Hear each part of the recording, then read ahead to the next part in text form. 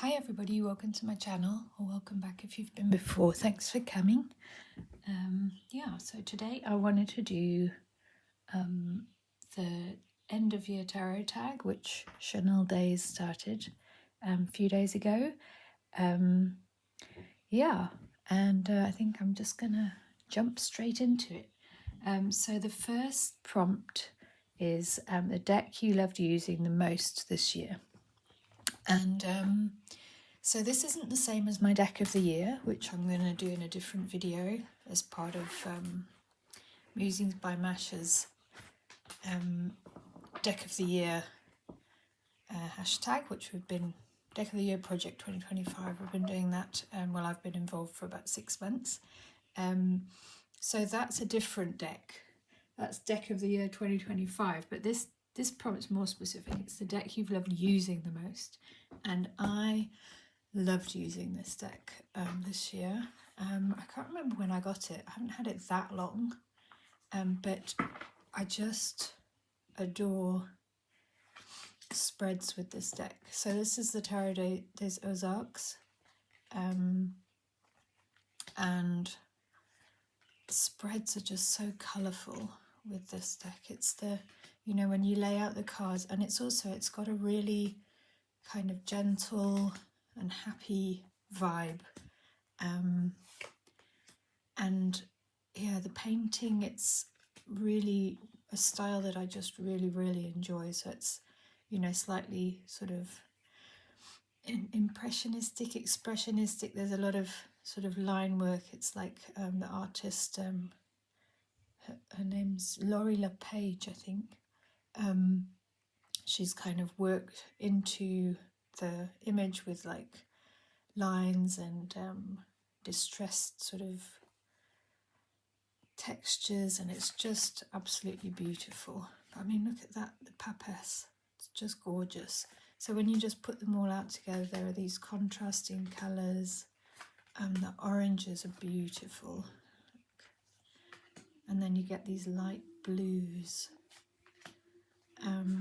and then some of the cards, the backgrounds are dark, and it's just absolutely gorgeous. I love reading with it, and I love just laying the cards out and looking at them because they're so beautiful. I got this from Printer Studio. It's still available. Look at the movement in that image, the tower, the lightning, you can see it striking.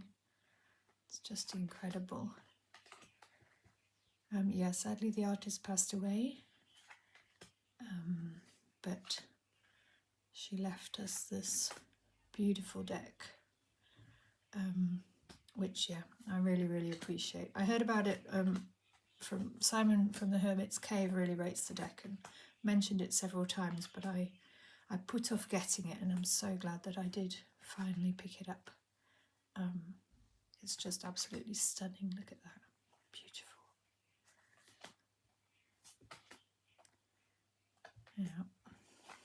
So that is the deck I enjoyed using the most in 2025, and I'm sure I'm going to keep using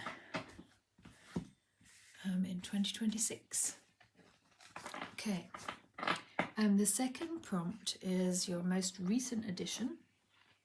So my most recent addition is actually very exciting. It's this little guy. I'm really happy with it.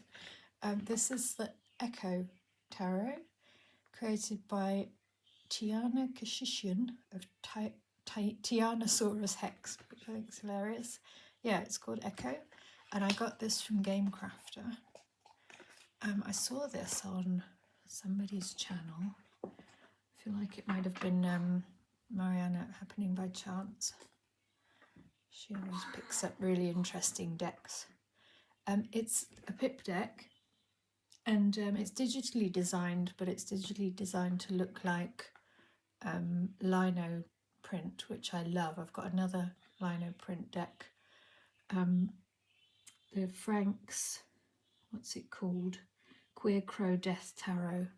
I've got that one on order. Hopefully I'm going to get that towards the end of this year in the UK.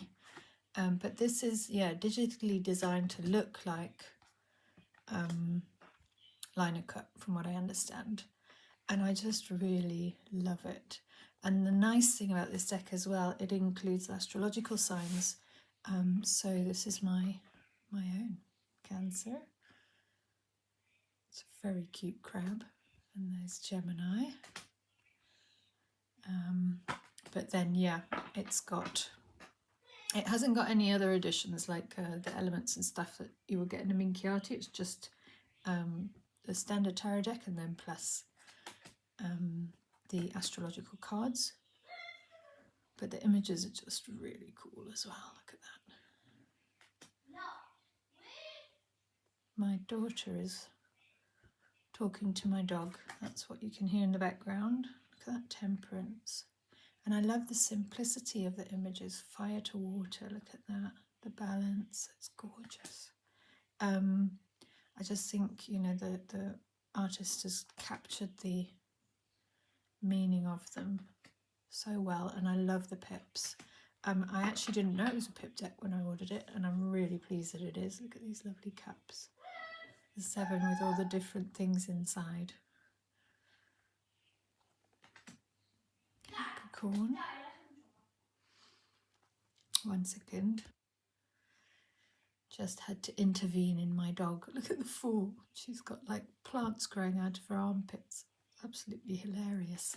I love this deck, and it's small. It's kind of almost square. I've been wanting a kind of square deck. Look at that, the 8 of Cups, all stacked on top of each other. Yeah, I love it. I'm so happy with this. I think it's going to definitely become one of my favourites. Beautiful Queen of Swords. And the colours, just the red and pink. Look at the Chariot. It's brilliant. Knight to the Sun. And the broken swords for the 10. Yeah, it just sort of captures the meaning really succinctly in, look at the Magician. So each hand with a different tool.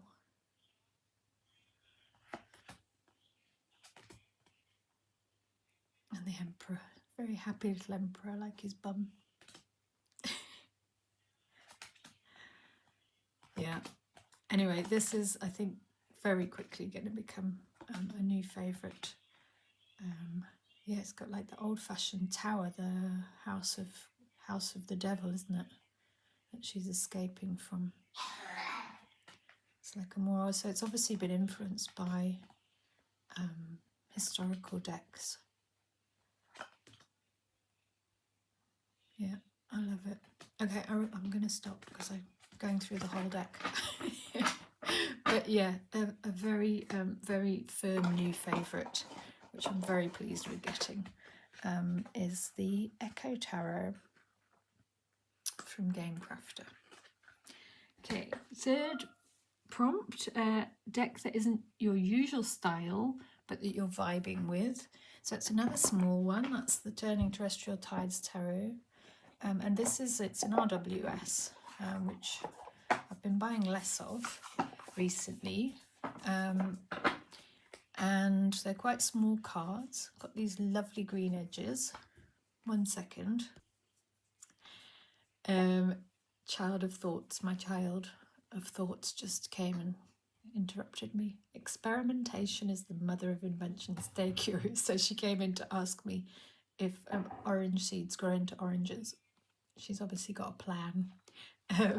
Yes, so this is an RWS, first of all, or at least RWS kind of aligned. But it's got all these words on it, and I haven't got a deck like this with, it's not exactly keywords, it's like phrases, right? Electrochemical magic for the Ace of Thoughts, which is swords, I think. Seeing the beautiful brain. Yeah, it's actually working with words on the cards is really like sparking me when I read. So I'm really enjoying it. I'm enjoying the words on the cards. What's that too? The Oracle. So this is the High Priestess. We don't have all the answers. We can't know the future. Or what if that was just self-fulfilling prophecy? What if we just aren't listening closely enough?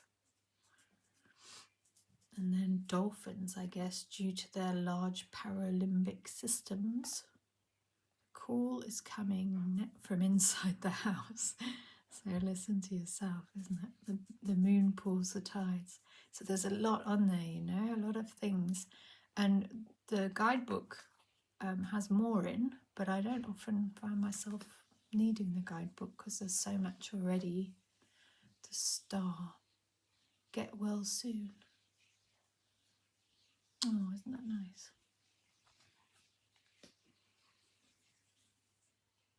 Adult with tangibles. We all need a home base. Build one you love. Yeah, tangibles is the coins, and adult, I guess, is the king. Not sure actually. Grief is like an ocean. Wow. Yes, I'm really enjoying it, and it's very unusual for my collection. Black and white as well. I've only got one other black and white deck, I think. Oh, adult is the queen. Okay. And elder is the king. And then, yeah, tangibles, pentacles, thoughts are swords, passions, wands, emotions, cups.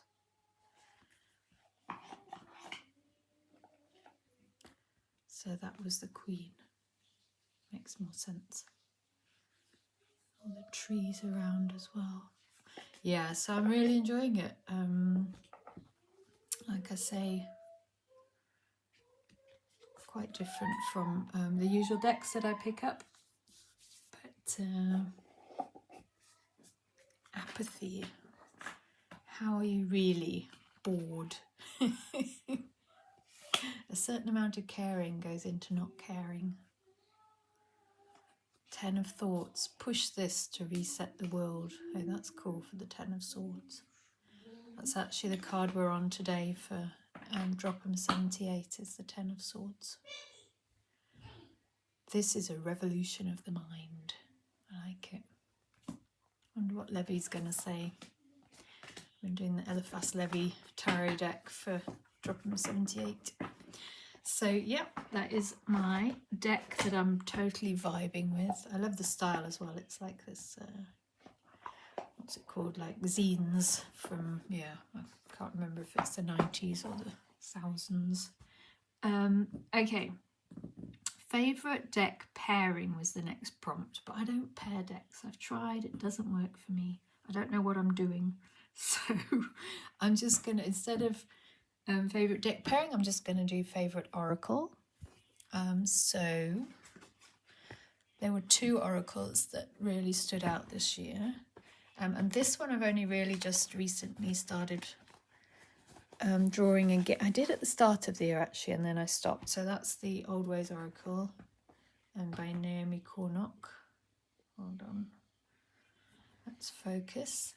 And yeah, I mean, a lot of you will have seen this one. These are both actually indie decks from the UK, which is interesting in itself. I do try and buy UK indie. And yeah, her art's just stunning. So I've been drawing cards whenever I remember recently, and then just leaving them in on my desk space. The one that's there at the moment is actually Illuminate. Maybe I should do a new one today. Yeah, I like the Wild Mage. I love the Tribe. Anything with horses in is always going to work for me. Ground. Yeah, and you look and you just keep looking, and there's just so much to see in her images. The different parts, how they work together, the different kind of symbology. Look, there's a salmon leaping up a waterfall, and then there's this portal at the top of the waterfall, and then these crows seemingly coming out of some kind of vortex, because they fly between worlds, don't they? And then the keyword is cleanse, and she's sort of by this water. Is she holding water? Yeah. Anyway, absolutely amazing. Yeah, the more you look, the more you see with her work. Freedom. So that's one, and yeah, that's sort of more end of the year vibes for me, kind of wintry deck that I'm drawing from at the moment. But the one I used in the summer was the Zeppelin Moon Blooming Lovelies, and I think I'm actually going to say that this is my Oracle of the Year, because it made me so happy. You know, we've had a rough year in my region. There's been an ongoing war, and yeah, some of those dark days, it was just nice to pull a card that said, "Dear heart, may you find a treat, a rest, a little luck along your way today." Or something inside the shell sings. Yeah, it's very, very sweet. You did not know that you were beautiful. Very positive, very lovely paintings. I really like the kind of, well, it's watercolour, isn't it? And sketchy. And it has themes. It's like air, cosmos, I think. There's one with flowers. This is the air kind of suit, I guess. Stardust to stardust, infinity we trust. That lovely dog. Yeah, so that is my Oracle of the Year. And it's by, what is the lady's name? Amber Fossey, aka Zeppelin Moon. Another indie deck you can purchase direct from her, I think, in the UK. Love it. Okay. The next prompt is divination accessories. So your favourite divination accessories. So Chanel Days said something like dice or journals or an altar, you know, stuff. And I have two again, I'm afraid, but I couldn't mention one without the other. So these are my two beautiful deck pouches that some tarot friends made for me. So this was Vasco at Crow's Little World crocheted this by hand, and it's got my thingy in it. What's this called? I've gone totally blank. We all know this deck. It'll come back to me. But yeah, I use this one. It sits by my bed, and I join in like lives using that deck there. And yeah, it's just a really nice, soft, beautifully crocheted pouch that Vasco made. And yeah, I love it. And then the other one is this gorgeous, gorgeous wrap from Giselle at the Mad Witch Cottage. And I just absolutely love this. And it's got my Forager's Daughter in, which I also absolutely love. I haven't used it for a little bit because I've been doing the Drop in 78, so I've neglected some of my favourite decks. But yeah, I used this a lot this year, and as soon as I put it in this pouch, it felt like it had its perfect home. So yeah, it's just gorgeous, all the textures and the, you know, there's gold and there's velvet and these little shiny, it's just absolutely gorgeous, the lace. And then on the back we have these buttons, and it's so textured and so beautiful, and it's very nice and squishy. I like squishy things. So yeah, those are my beautiful handmade and favourite tarot accessories. Okay. The next one is a great card back. So for this, I'm going to choose my own deck, which I made earlier this year, and I inked it all by hand. So I based it on the Nicolas Conver Marseille, and I got a feather quill, and I inked every single one of these cards by hand, and that's why some of them have got blobs and errors, and the swords all look a bit wonky, but no, it's in order. And I spilled some water on it. Well, my daughter did actually, because that's what happens. But yeah, the backs, wonky swords. I was trying to do the kind of knitting of the swords, and they all went a bit wonky, but I kind of love that.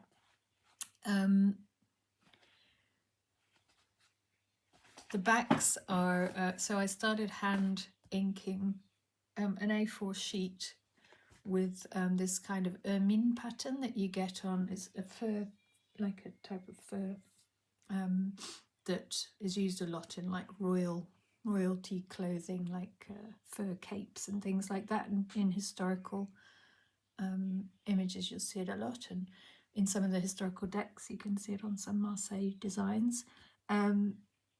And it's the pattern for quite a lot of Marseille decks on the backs.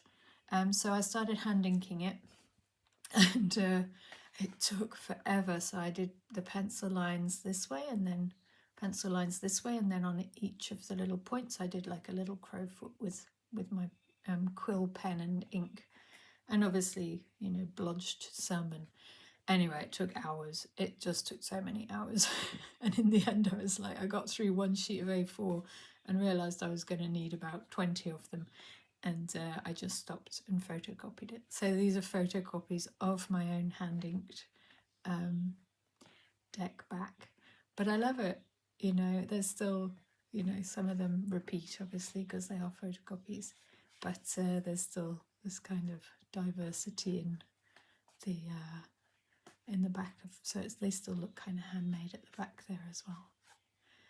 So yeah, that is a great deck back in my opinion. So yeah, that's I call it my Jonathan Strange and Mr. Norrell Conver, because it's based on a deck from that book. Okay, and it's so fat because I did like layers of cardstock and paper on top that it only just squeezes in this standard tarot pouch, but it does. I still haven't decided whether to colour it. It's been sitting there for months with me trying to decide whether to colour it, do watercolour kind of touches on some of the images. Okay, the next prompt is number 7, deck with a theme that you like. So for that, I chose the folkloric forest because my deck collection is kind of divided into themes, and the two biggest themes for like my RWS, you know, aside from my historical decks, I've got two big kind of themes, and one is folklore and the other one is forests, and this one just hits that sweet spot of folkloric forest. So yeah, this is a perfect theme for me. Plus it's all based on Finnish and Northern European beautiful paintings, historical paintings, antique fine art, and it's not a collage. I don't like collage decks.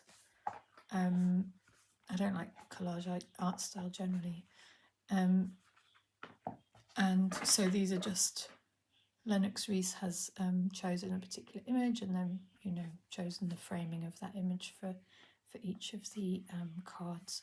And I find this absolutely stunning. It's so beautiful, and I think she chose the images really well, and the theme is just absolutely perfect for me. So yeah, it was this idea of you're living in a forest, and in a little hut in a forest, and you're surrounded by nature, and it's all it's wild and, you know, tooth and claw forms. Maybe there's another hut further in the forest and that guy lives in it. And these are the scenes that you encounter when you venture out foraging. Yeah, and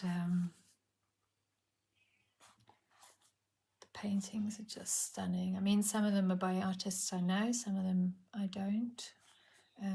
That's, you know, on Shabbat, that's where you get on your goat and gallop off to meet with your friends and dance around a fire. I think that's called the Witch's Sabbath, that painting. Look at the beautiful horse. Yeah, it's just absolutely gorgeous. It is an absolutely amazing theme for me. That feeling of the kind of dark, it's almost fairy tale. You know, those dark old fairy tales that didn't pull their punches. Look at that, the Three of Cups. Yeah, beautiful. One of my favourite decks in my collection. I haven't really used it that much. I just started bringing it out now, and obviously still the Drop from 78 is taking up a lot of my tarot time. But yeah, the times I have used it, I've just really enjoyed it. So looking forward to getting into that more in January when I stop the Drop 'em challenge and I've got a bit more time again. Folkloric Forest. Okay, the most beautiful deck this year. So again, this isn't the same as Deck of the Year, which will appear in a different video, but this is the deck that I found in my collection to be the most beautiful deck. And, you know, I've got a lot of beautiful decks. Folkloric Forest is also absolutely beautiful. There are loads of beautiful decks, but the paintings that Valentina De Luca did for this are just absolutely beautiful. And I mean, I think probably a lot of people have now seen this deck. Some of the big channels have shared it. Queen of Coins is my significator. But even the, you know, the minors, the way she's drawn the flower, painted the flowers, sorry, and the swords are just absolutely stunning. And she used people that she knows as models. I think that might be her mum or something.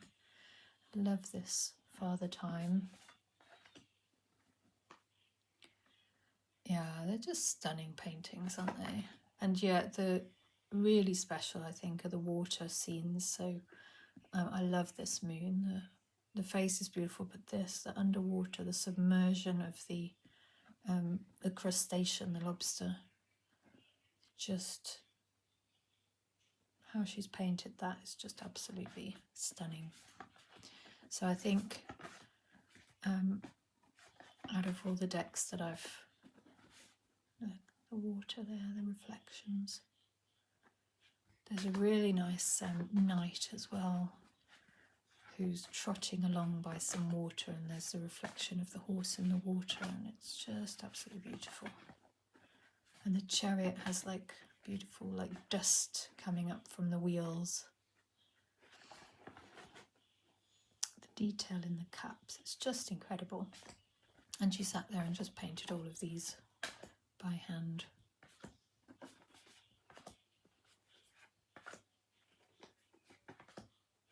Yeah.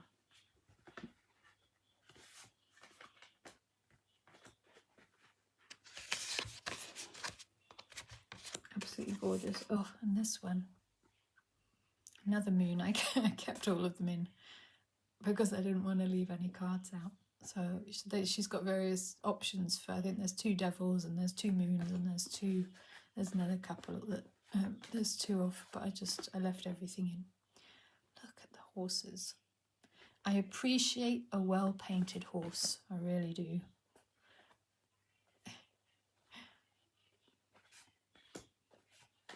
There's the chariot with the dust.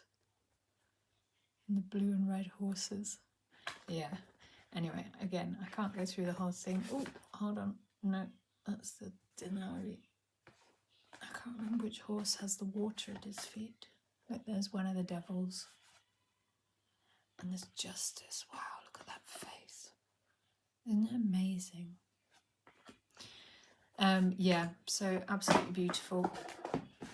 I think in terms of sheer artistry, that is the most beautiful deck that I've used this year. Okay, and then a deck you wish existed. So this is a deck that I wish existed, and so I'm making it.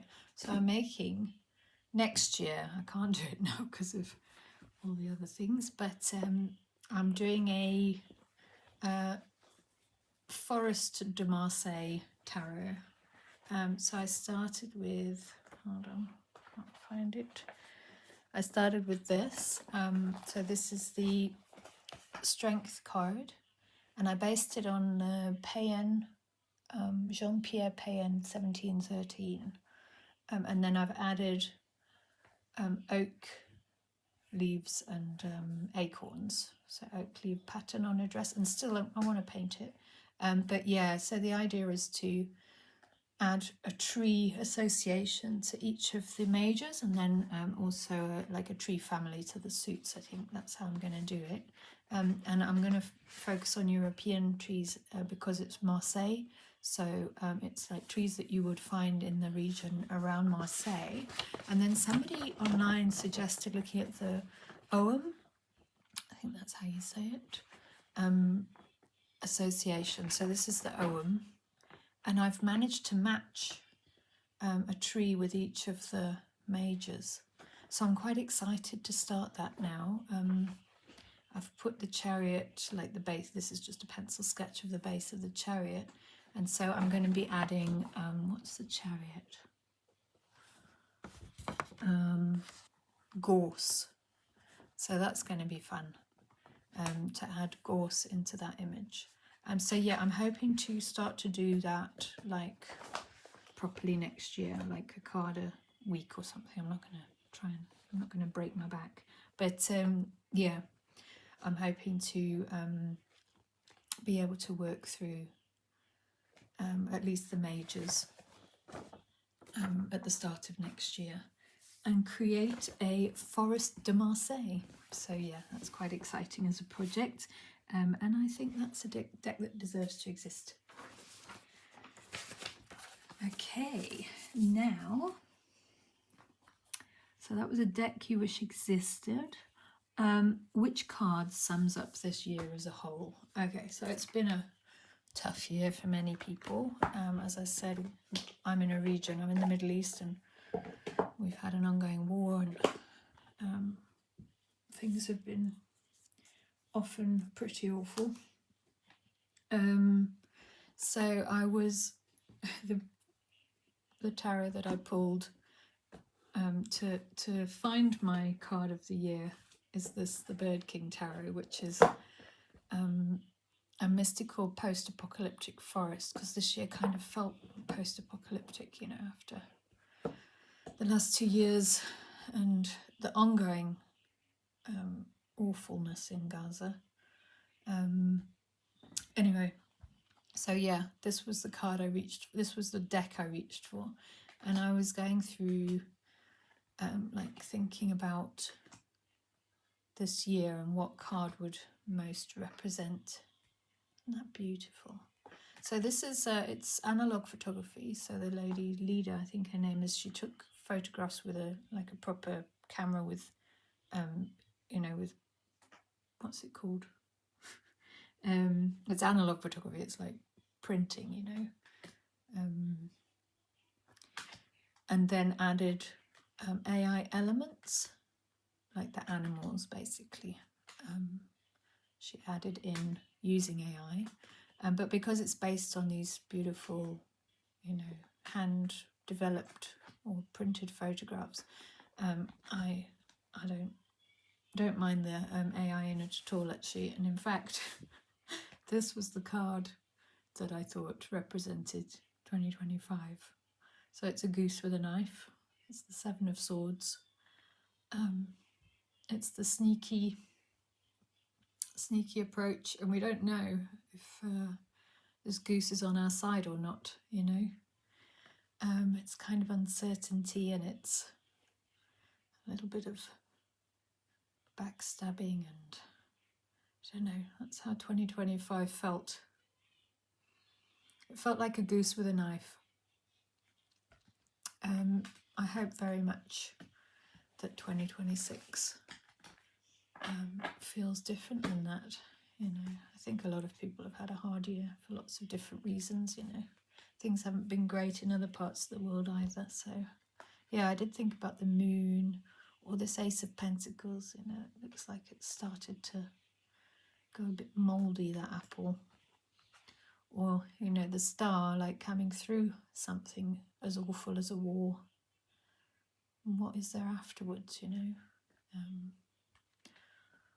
Although, you know, it continues under a different name, under the name of a ceasefire, but maybe mutated rabbits, I'm not sure.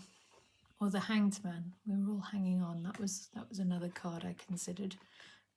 We were all hanging on for dear life. But the goose with a knife was the one I chose. It's a Seven of Swords here. Let's hope for better. Okay, and then tarot practice reflection. Okay, so I wrote a few things down about this. So my actual practice, hasn't changed much. Really, I don't, you know, I draw some cards. I haven't started pairing or anything. I usually draw a few cards whenever I remember. I don't even have a daily practice because, you know, I'm a bit busy. Sometimes I don't get around to it. And usually I'll draw an oracle card as well when I've got time. And I have a big spread that I do when I really want to have a look at the bigger picture. But in general, I used to draw 3 cards, and that's increased. I now do like 5 cards, and I look more at the sort of story. And that was really influenced by Mariana Happening by Chance. She did some videos on reading Marseille, which were really interesting. But yeah, my biggest change this year has been embracing pips, reading pips, learning how to. And it feels a bit strange. It's only really been this year that I've really got into historical decks. Now I've got a really nice small collection. I've got about 20, I think, Italian decks and Marseille decks, like, you know, combination of facsimiles and like reimagined versions of historical decks.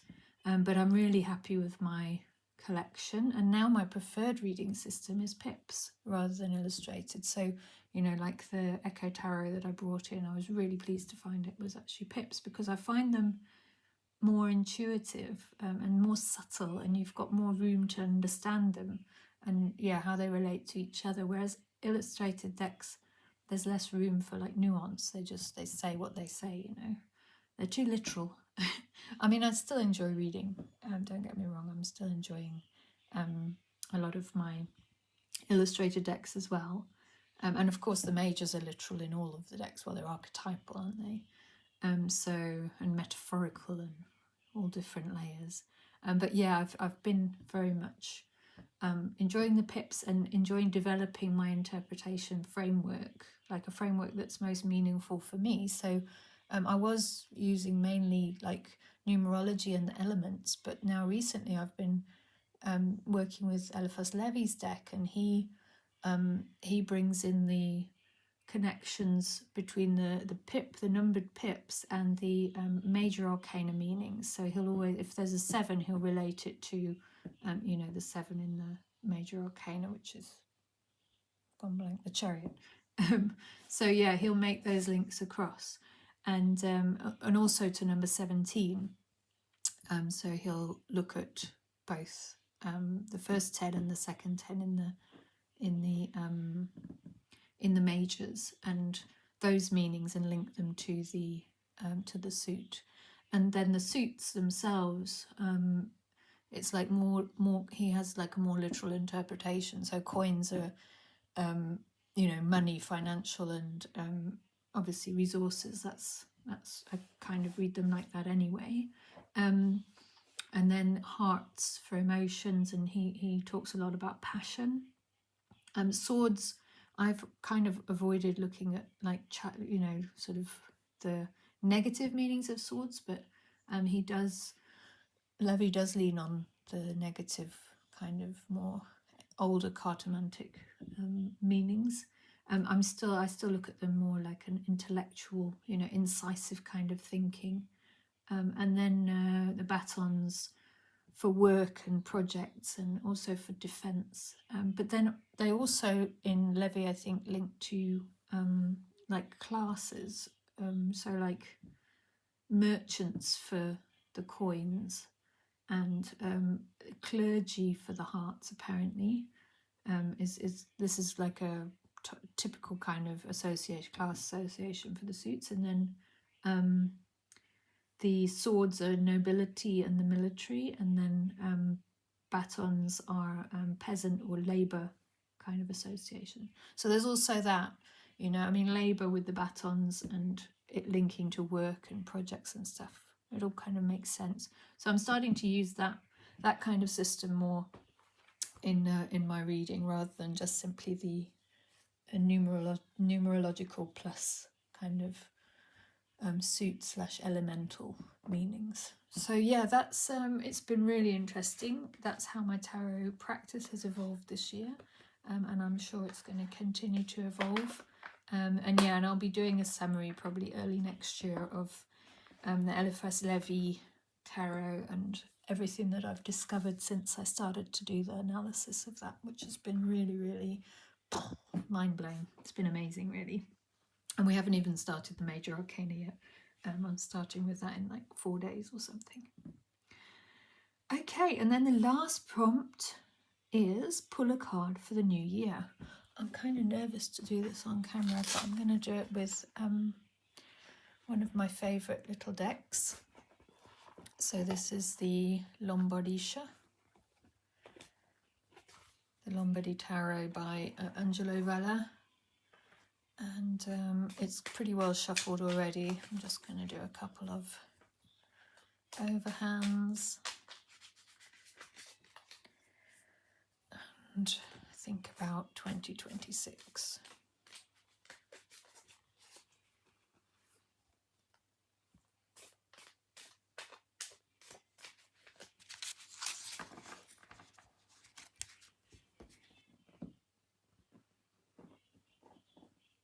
Don't know which way to split it. Okay, there we go.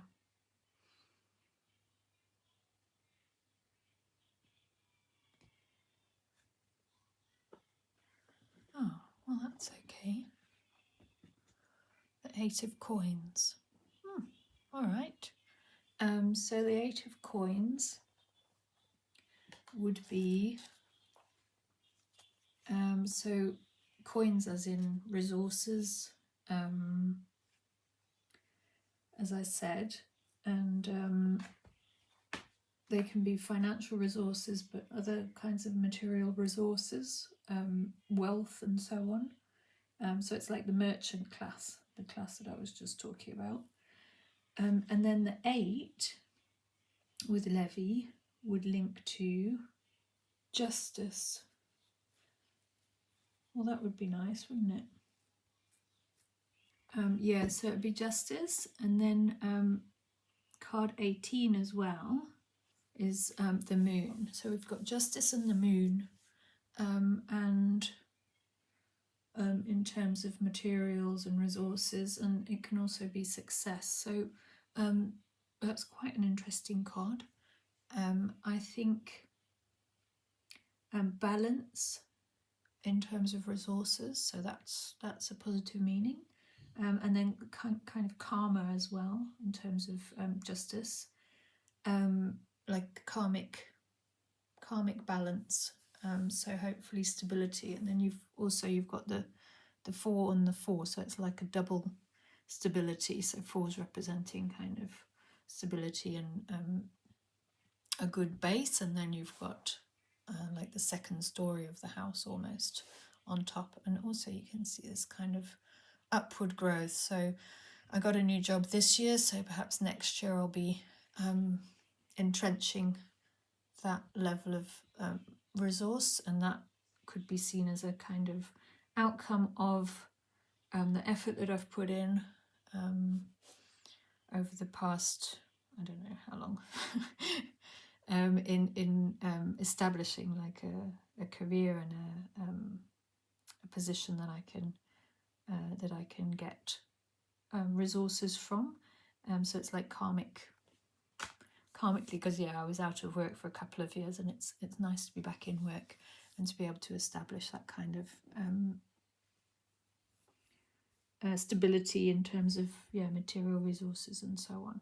So that is quite a good card, I think, for 2026. And I wanted to say something else. Oh, in terms of the moon, that's quite interesting. So maybe as well,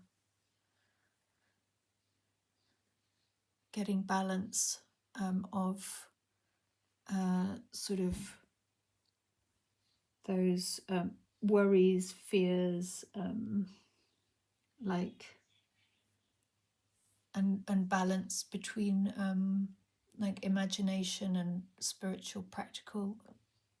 imagination and practical kind of things as well, establishing some kind of balance, which would also be nice if I can get a balance between.